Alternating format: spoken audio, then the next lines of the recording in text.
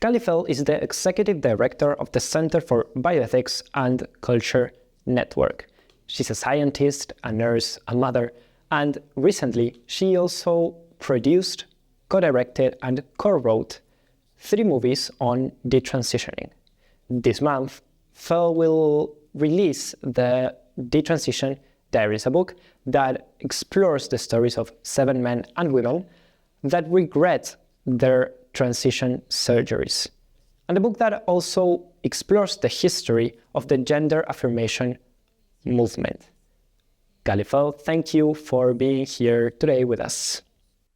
Thank you so much for having me. It's great to talk about the work that we're doing. Thank you. And it's a great work, so it's a pleasure to have you here. First of all, you're a scientist and a nurse, as I've already said. What moved you to become invested in the problems surrounding gender transition? Yeah. So I haven't actually practiced as a scientist in quite some time, but yes, I have a background in reproductive physiology and molecular biology. And then also in nursing, I'm a perinatal nurse. So I dabble in a lot of different things, but both myself and the founder of the Center for Bioethics and Culture are nurses. And so as nurses, we care deeply about the people that are involved in medicine and the field of medicine as a whole.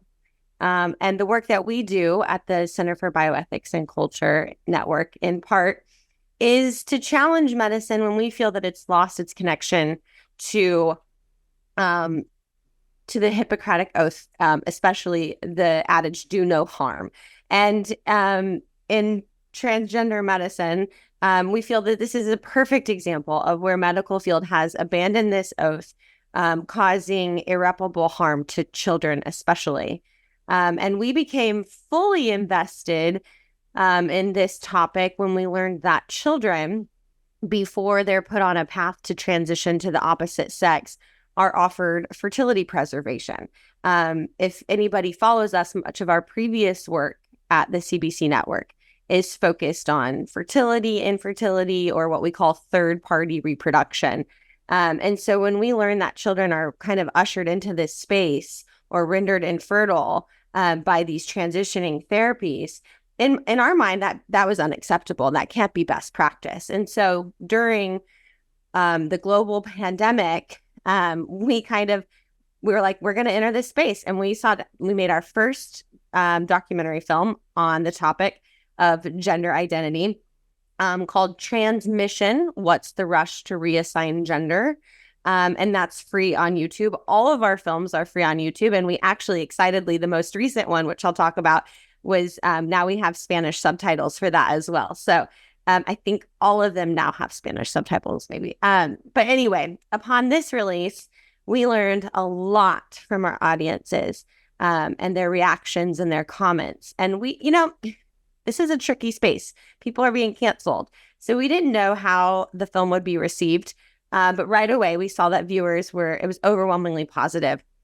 And people were connecting with parents and especially the detransitioners in the film. So fast forward, we created 2 more films. One, the Detransition Diaries, which is focused on women detransitioning. And then our newest film, which I just spoke about, The Lost Boys, which is focused on boys transitioning and the detransitioning. So that's kind of how we got into this and haven't stopped. Yeah, and you'll probably continue, right? And there's still a lot to be done. As part of this work, you've spoken with dozens of detransitioners. Many of them can be heard in the movies you've published so far. Others are available in the book. We'll speak about it in a few minutes. What impressed you the most about detransitioners?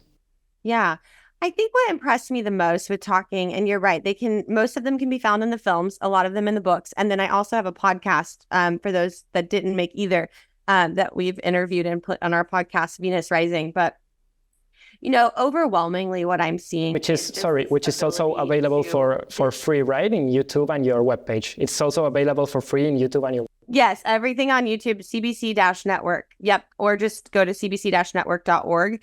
And there's a films a book and a podcast drop down, very easy to navigate. But what I found with the detransitioners is this ability, and Grace talks about it in our film Detransition Diaries, this ability and this characteristic of resilience. These are people that have been really harmed by the medical community, by their peers or people they thought that they were their peers, medical doctors. So they're right to have a lot of maybe mistrust or kind of wallow in the despair of making these decisions or being led astray. But we don't see that at all, or at least I didn't. And the men and women that I was able to interview and talk with, I'm overwhelmed by, and I'm grateful for their ability to articulate what happened to them in a way that people can understand, and a way that just really helps educate people without getting like wallowing in despair, or they're all very fascinating individuals, and the ability to have been harmed and then moved on is something we can all learn from.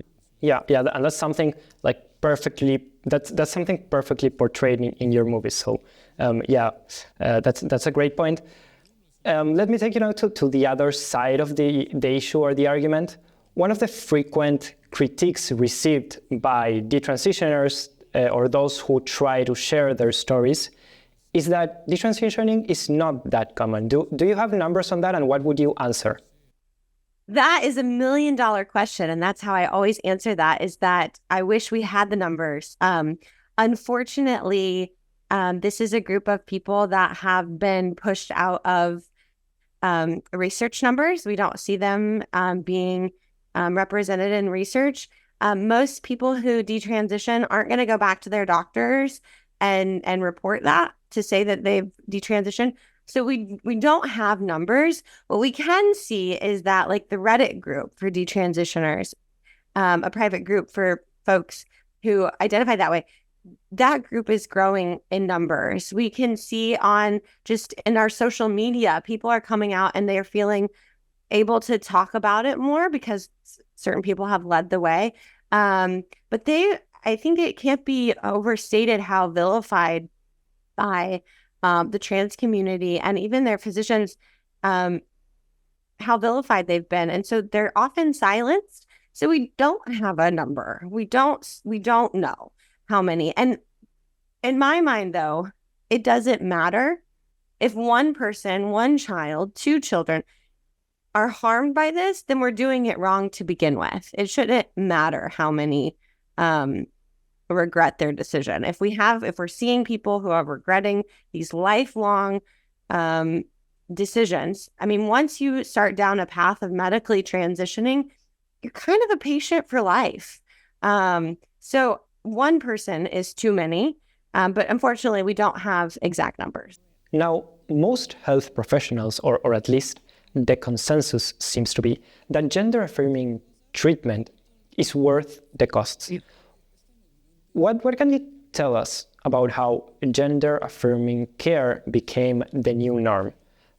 That's something covered in your new book, right? Yeah, so we talk about in the new book, we kind of go through, that's the beauty of books, is you can kind of expand on what we do in the films. The book, we are able to kind of go through a history of the gender-affirming care movement and how this even started. And so I encourage people, it's a very easy read as far as the way we've written it out. It's very clear. And then we talk about how we haven't really learned, and I think this is key even, I think it's important to understand how we got here, but I think more importantly, we should have learned by now that sometimes medicine goes astray. And so that's another topic we cover in the book, is how medicine has gone astray in the past and how we're not learning from it now. So, for example, forced sterilizations or the lobotomies that we did, that's an example of bad medicine, right? And I think this is another example. And so we draw those parallels throughout the book, certainly. And what would you recommend to parents who read your book or see one of your movies or listen to this interview and are worried about their children? Because aren't we telling them you can't really trust most doctors or most professionals? So what's left for them? Yeah, it can be a really scary place for parents who are up against this ideology, because a lot of people have been captured by it, unfortunately. But again, as the voices of detransitioners have amplified, there are groups. They can be harder to find and harder to get plugged in, but they are there. They are there to help parents. One I'm thinking of off the top of my head is PITT, PITT. There are other groups that is, I would absolutely encourage parents to get involved in those groups, and to find other like-minded parents. I think, in our film, we interview Joe Burgo, and I don't believe this part made it into the film, but we did ask him this question as well. He is a therapist for individuals who are going through this, and he talks about like cutting, changing the environment for your children, getting them off of the internet, pulling them from school. I mean, some of these things, and I've talked to other parents who've done the same thing, pulled them from school, moved states, got them off the internet, kind of doing whatever you have to do to kind of break whatever is capturing them. But I think just finding, and I think they're out there, voices that are on the same side as you, so to speak. Okay. Yeah. So changing the environment and also looking for a community that has this is worried by the same issues and has like the same perspective. Yeah. Can you give us a little peek into the book? What's new about the testimonies that can be read in the Detransition Diaries? Because you also show a lot of testimonies, right, in the 3 movies, also in your podcast. So what's different now in the book? Yeah, in the book, we expand. So in the Detransition Diaries, it's just 3 women. In the book, there are 5 women. So you'll hear from 2 new voices that you didn't hear from in the film. And then, of course, just an opportunity to expand on their stories. When you're our documentary films, we try to keep under 50 minutes. So you lose a lot of content. You lose a lot of their stories, which is really unfortunate. And so in the book, we really get to dive into a little bit more of the nuances of each of their stories. So it's definitely more, there's just more there. The Detransition Diaries comes out this month and will be available on Amazon. Gali Khalifel, thank you for being here with us at Postmedia. Thanks for having me. I appreciate it.